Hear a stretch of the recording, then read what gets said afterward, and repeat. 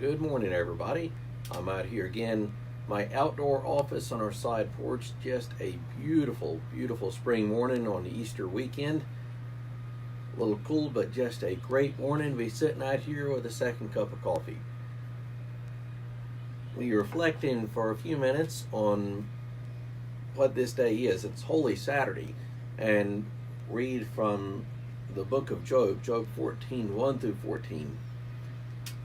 These other days this week that I've been out here, been reading from the lectionary epistle reading, and I decided I'd switch up and go Old Testament today. Old Testament today, and that takes us to the book of Job.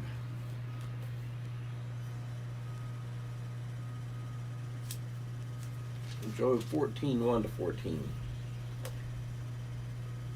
Man who is born of a woman is few of days and full of trouble. He comes out like a flower and withers. He flees like a shadow and continues not. And do you open your eyes on such a one and bring me into judgment with you? Who can bring a clean thing out of an unclean? There is not one. Since his days are determined, and the number of his months is with you, and you have appointed his limits that he cannot pass, look away from him and leave him alone, that he may enjoy like a hired hand his day.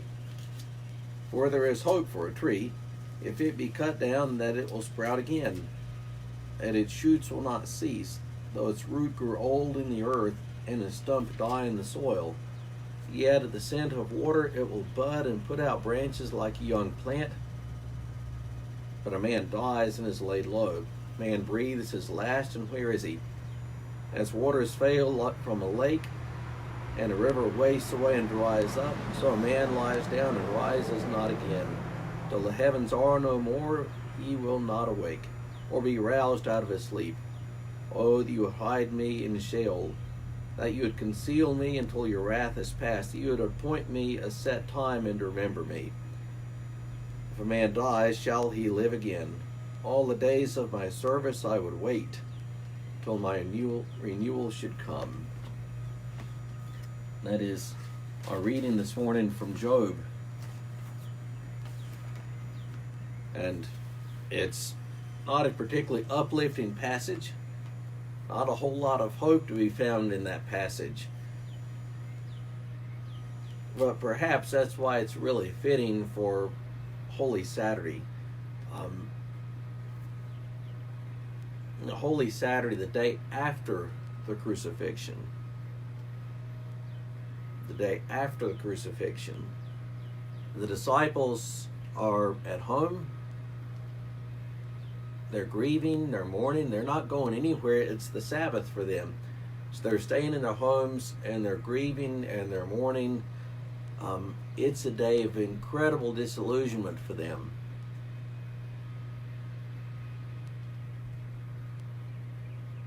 This Saturday, it isn't a day where we look forward to what's happening next. This Saturday is, for them, a day of darkness. It is simply a day of darkness. Saturday, we might look at it this way. Saturday's not the day of the funeral. Saturday's not the day that you lose your job. Saturday's not the day of whatever the heartbreaking event is. Saturday's the day after that. Saturday's the day after that, before anything good comes along. Saturday is darkness.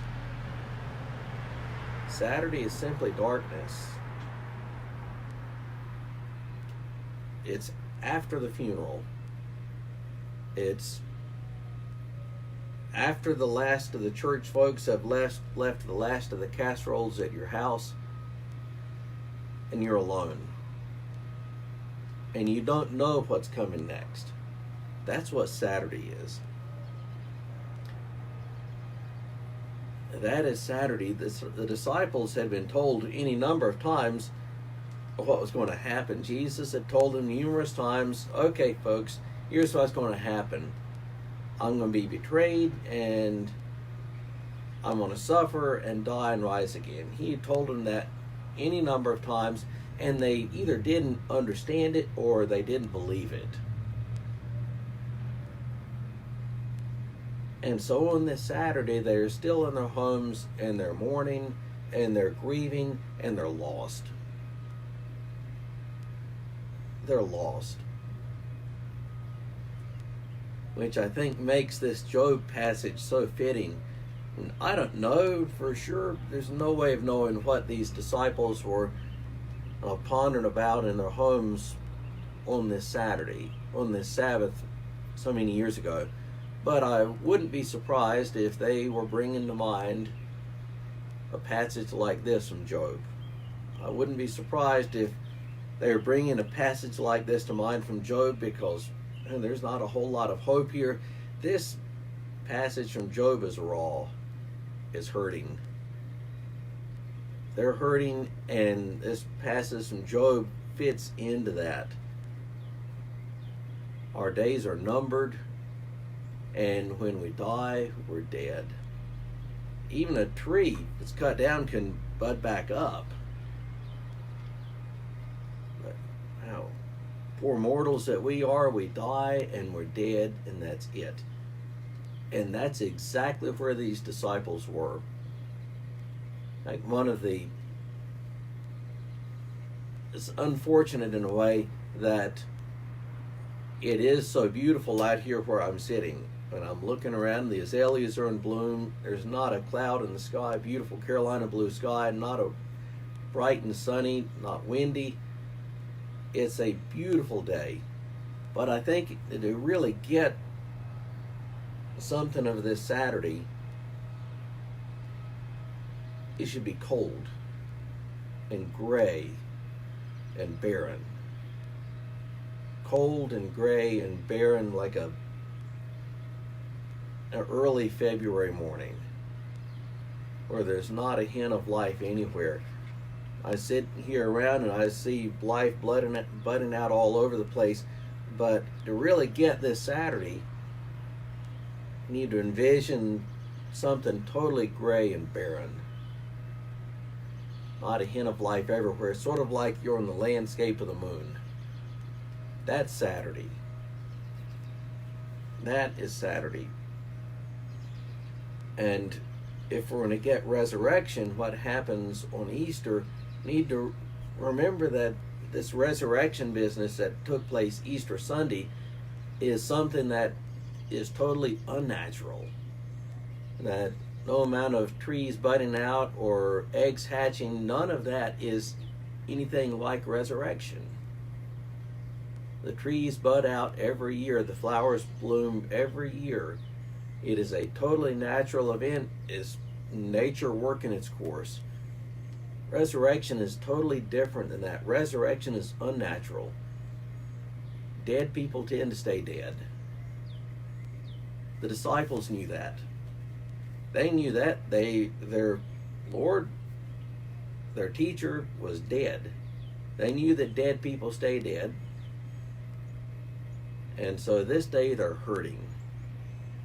When the women are going to the tomb on what we know of as Easter Sunday morning, the Sunday after that Sabbath, why are they going to the tomb? They're not going to celebrate a resurrection. They're going to visit a dead body. They're going to anoint the dead. This is a day for them of mourning and of grieving and of sadness. And that's what makes Easter so powerful. That's what makes Easter Easter, that there is death.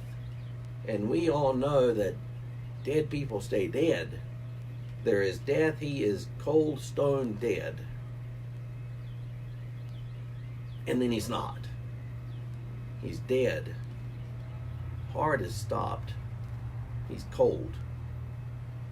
As they say, assumed room temperature.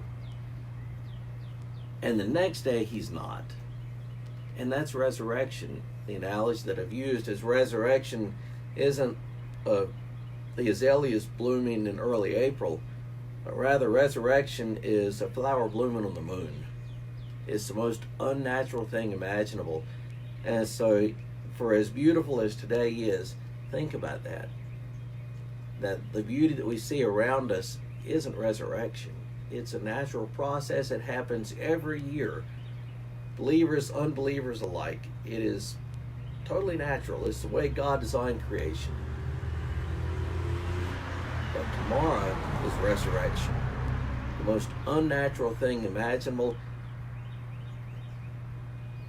The most unanticipated thing imaginable. They go to anoint the dead, and they encounter an empty tomb. They go to anoint the dead, and they encounter a risen Christ. And in the passage that I'll be preaching on tomorrow morning, John's Gospel, and Jesus, Mary, why are you crying? Mary, why are you crying? And that is Jesus. You don't need to cry. Mary, it's me. It's me. And so Jesus, who the one in Revelation will wipe away every tear, begins to do that on Easter Sunday. But for now on Saturday, it's darkness. For now on Saturday, it is simply grieving. It's the day after the funeral. The day after the church folks have left and dropped off the last casserole or last bucket of chicken. The day after you've cleaned out your office. So, on this beautiful Holy Saturday, consider that today is the day before. It's the day before. It's not the day of celebration, it's the day up, it's the day before. The day before you can anticipate anything hopeful. And for Easter to have its power, for the surprise ending to have its power, it's got to be a surprise. So rest, my friends. Enjoy a beautiful day, but don't anticipate what's going to come tomorrow. I hope you all have a blessed and a holy weekend. Here in Hamlet, we will go live with our Facebook live worship service at 6:30 tomorrow morning on the First UMC Facebook page. Have a great day.